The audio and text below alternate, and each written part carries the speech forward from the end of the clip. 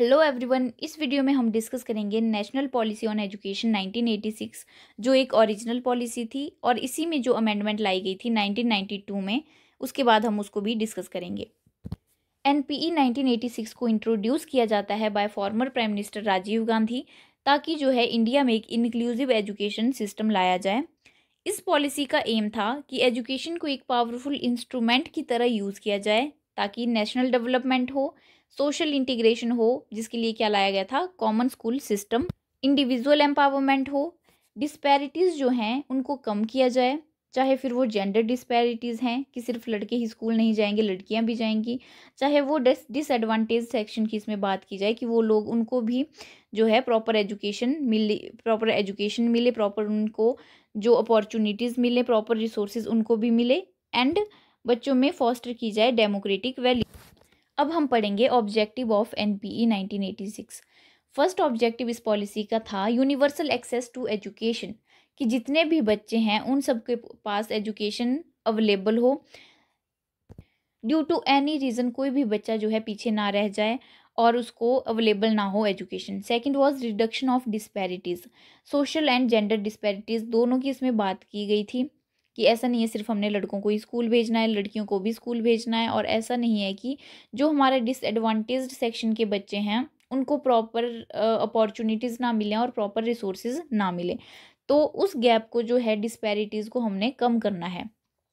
Improvement in quality of education को improve करना है, नेशनल इंटीग्रेशन को प्रमोट करना है, टेक्नोलॉजी का यूज़ करना है और डिलिंकिंग डिग्रीज फ्रॉम जॉब। बच्चों को सेकेंडरी एजुकेशन के साथ साथ वोकेशनल कोर्सेज कराए जाने चाहिए जिससे उनकी स्किल इम्प्रूवमेंट होगी और आफ्टर कंप्लीटिंग देयर एजुकेशन वो लोग जॉब कर सकें और सिर्फ वाइट कॉलर जॉब्स पे रिलाय ना कर सकें। अब हम पढ़ेंगे features of NPE 1986। First feature इसका था education for all, universalisation of elementary education की इसमें बात की गई ताकि बच्चों को क्या हो, universal access and universal retention of education हो, उससे ड्रॉप आउट रेट कम होगा और एंश्योर किया जाए retention through the better infrastructure उसके लिए दिया गया। बच्चों को स्कॉलरशिप्स दी गई और मिड डे मील स्कीम भी इसी के पर्पज़ से स्टार्ट की गई थी। सेकंड फीचर है नेशनल सिस्टम ऑफ एजुकेशन, एक कॉमन एजुकेशन स्ट्रक्चर होना चाहिए all over the India, that is 10+2+3 system, ताकि क्या होगा, इससे क्या होगा, एक यूनिफॉर्मिटी जो है ऑल ओवर द कंट्री हम इंश्योर कर सकें और रीजनल फ्लेक्सिबिलिटी जो है वो इंक्रीज होगी। थर्ड फीचर इसका था फोकस ऑन इक्वालिटी, इसमें है कि हमें स्पेशल अटेंशन देने की ज़रूरत है SC ST गर्ल्स और डिसएडवांटेज्ड ग्रुप को, ताकि वो भी लोग स्कूल में आएँ, एजुकेशन लें और डिस्पैरिटीज़ को एलिमिनेट करें और सोशल जस्टिस इससे जो है प्रमोट हो सके। उसके लिए गवर्नमेंट ने क्या किया, स्कॉलरशिप्स का प्रावधान किया और हॉस्टल्स बच्चों के लिए बनाए गए। नेक्स्ट है early childhood care and education, pre primary education के लिए गवर्नमेंट ने इंटीग्रेटेड चाइल्ड डेवलपमेंट सर्विसेज जो है स्टार्ट करी गई और आंगनवाड़ी सेंटर्स बनाए गए जिसमें जाके बच्चा जो है अपने पीयर ग्रुप के साथ बैठना सीखेगा, उठना सीखेगा और एक कोऑर्डिनेशन मेंटेन करना सीख जाएगा। Next was adult education and literacy, NPE launched national literacy mission to eradicate adult illiteracy. National literacy mission जो है इसका एम था to provide functional literacy to adults. Functional literacy होता है कि रीडिंग आपको आनी चाहिए, आपको राइटिंग आनी चाहिए। ऐसे लोग जो 15 से 35 की एज ग्रुप में हैं उनको रीडिंग और राइटिंग सिखाया जाए। This was the main M of national literacy mission. Next vocationalisation of education, vocational courses को स्कूल में सिखाया जाए, बच्चों को उनको वोकेशनल एजुकेशन दी जाए to equip student with practical skills and reduce dependence on white collar jobs, ताकि जो बच्चे हैं उनके वो क्या कर सकें, after completing their education and after completing their course उनके पास जॉब करने के लिए हो, उनके पास वो स्किल हो और जो डिपेंडेंस है वाइट कॉलर जॉब्स के ऊपर वो कम हो जाए। अब वाइट कॉलर जॉब्स क्या होती हैं, ऐसे एम्प्लॉयज़ जो वर्क करते हैं ऑफिस से and does not perform manual labour, जो प्रोफेशनल जॉब्स होती हैं, जो मैनेजमेंट वाली जॉब्स होती हैं, जो एडमिनिस्ट्रेटिव लेवल वाली जॉब्स होती हैं, उनको वाइट कॉलर जॉब्स हम बोलते हैं। नेक्स्ट है करिकुलम एंड पेडागोजिकल रिफॉर्म्स, जो करिकुलम होगा वो चाइल्ड सेंटर्ड होना चाहिए। बच्चे के एनवायरनमेंट के अराउंड जो है स्कीम्स बनाई जानी चाहिए कि बच्चा कैसे सीख रहा है, बच्चे की क्या नीड्स हैं, उसको चाइल्ड सेंटर्ड हम बोलेंगे। एक्टिविटी बेस्ड, बच्चों से एक्टिविटीज़ कराई जानी चाहिए, जैसे चार्ट मेकिंग हो गया, और भी बहुत सारी एक्टिविटीज़ टीचर्स परफॉर्म करा सकते हैं क्लास में, ताकि लर्निंग को एक जॉयफुल बना तरीके से बच्चों को बताया जाए और बच्चे उसमें इंटरेस्टेड हों। नेक्स्ट आता है कि teacher education and professional development. इसमें बात की गई थी कि DITs जो हैं वो बनाए जाएं, वो सेटअप की जाएं, that is district institute of education and training, ताकि टीचर्स को जो है इन सर्विसेज ट्रेनिंग प्रोवाइड की जाए, उनको प्रॉपर टीचिंग मटेरियल दिया जाए, और उनको आने वाली जो मतलब टाइम के साथ टेक्नोलॉजी आ रही है, अलग अलग टेक्नोलॉजीज आ रही हैं, उनसे उनको अवगत कराया जाए, ताकि वो उन टेक्नोलॉजी का यूज़ कर सकें अपने बच्चों को पढ़ाने के लिए। और उनको एजुकेशन मटेरियल दिया जाए, एजुकेशनल मटेरियल जो कि उस पर्टिकुलर डिस्ट्रिक्ट की नीड्स के हिसाब से उनको दिया जाना चाहिए।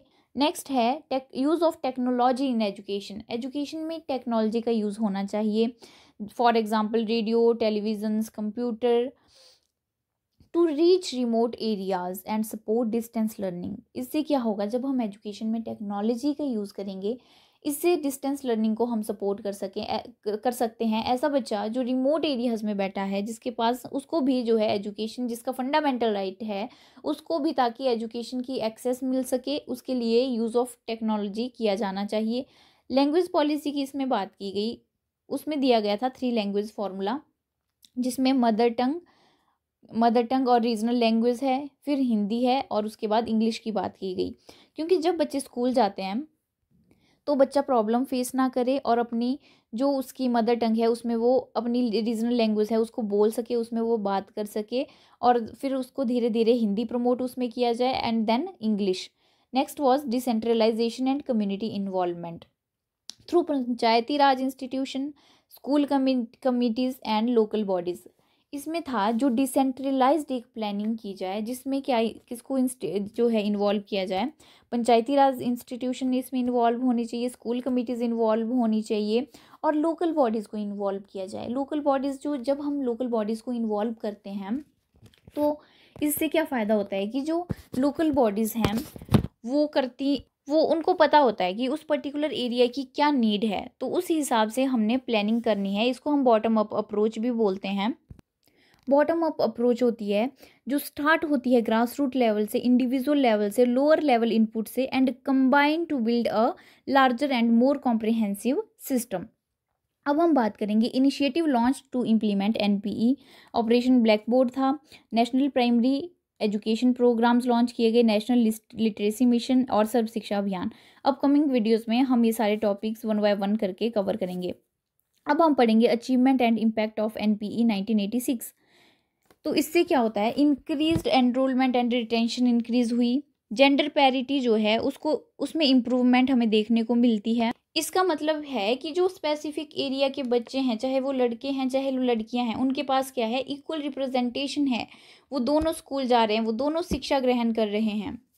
हमने स्ट्रेंथन किया टीचर ट्रेनिंग इंफ्रास्ट्रक्चर को थ्रू DITs, एक्सपेंड किया vocational and adult education programmes को, and it led the ground work for right to education act 2009 and NEP 2020। अब हम पढ़ेंगे रिकमेंडेशन ऑफ NPE 1986। तो इसकी रिकमेंडेशन में फर्स्ट था ऑपरेशन ब्लैक बोर्ड, ताकि इम्प्रूव किया जाए फिजिकल स्ट्रक्चर प्राइमरी स्कूल का। इसको हम अपकमिंग वीडियोस में अच्छे से कवर करेंगे। नॉन फॉर्मल एजुकेशन पे इन्होंने फोकस किया। ये सारे पॉइंट्स मैंने डिस्कस किए हैं, कोठारी कमीशन में भी डिस्कस किए हैं, और पीछे वाली पॉलिसीज़ जो हमने पढ़ी थी उसमें भी डिस्कस किए हैं। तो मैं इनको बिल्कुल भी इलेबोरेट यहाँ पे नहीं करूँगी, पॉइंट हम पढ़ लेते हैं। Early childhood care and education की बात की गई, curriculum and pedagogy reform, teacher education and support, decentralised planning and community involvement, monitoring and evaluation, ताकि हम प्रोग्रेस को ट्रैक कर सकें। नवोदय विद्यालय की बात इसमें की गई कि एक एंट्रेंस एग्ज़ाम कंडक्ट करवाया जाए, और उसके बाद जो है अपॉर्चुनिटीज़ टैलेंटेड बच्चों को मिले जो कि डिफरेंट कम्युनिटीज़ से आते हैं, ताकि वो नवोदय विद्यालय में शिक्षा ग्रहण कर सकें। NPE 1986 ने एम्फेसाइज किया था इक्विटी पे, इंक्लूसिविटी पे एंड मॉडर्नाइजेशन पे, and it still continue to influence contemporary reforms. NEP 2020 जो है ये भी इसी के विजन पे बिल्ड की गई है, for more holistic and learner centric system. अब हम पढ़ते हैं नेशनल पॉलिसी ऑन एजुकेशन 1992। जैसा कि मैंने पहले भी बताया था कि this is not a original policy, एक अमेंडमेंट थी जो लाई गई थी ओरिजिनल पॉलिसी में। और इस पॉलिसी में कुछ फोकस एरिया की, मतलब इस पॉलिसी में कुछ स्पेशल फोकस एरिया थे जिनको भी हम डिस्कस लाया जाता है 1992 में under the government of PV Narasimha Rao. And it was a revision of 1986 policy aimed to strengthen equity, access and quality of education. इसके मेन फोकस एरिया थे डिलिंकिंग डिग्रीज फ्रॉम जॉब, ताकि एनकरेज किया जाए skill based hiring rather than purely academic qualification. Rural universities जो हैं वो establish की जानी चाहिए ताकि जो है फोकस किया जा सके रूरल डेवलपमेंट पे और local needs. Navodaya Vidyalaya, construction of Navodaya Vidyalaya की जाए, एक्सपेंशन किया जाए रेजिडेंशियल स्कूल, ताकि जो टैलेंटेड रूरल चिल्ड्रन है वो वहाँ पे आके अपनी एजुकेशन ले सकें। वुमेन एजुकेशन पे इसने एम्फेसाइज किया। इनिशिएटिव किए जाने चाहिए जेंडर इक्वालिटी को प्रमोट करने के लिए। अर्ली चाइल्डहुड केयर की इसमें बात की गई। SC ST माइनॉरिटीज़ एजुकेशन की बात की गई। अडल्ट एजुकेशन की बात की गई। सेकेंडरी एंड हायर एजुकेशन की बात की गई। टेक्निकल एंड मैनेजमेंट एजुकेशन के बारे में भी इसमें बात की गई। And then language development. So that's all about this policy. Thank you so much for watching our videos. Stay tuned for upcoming videos.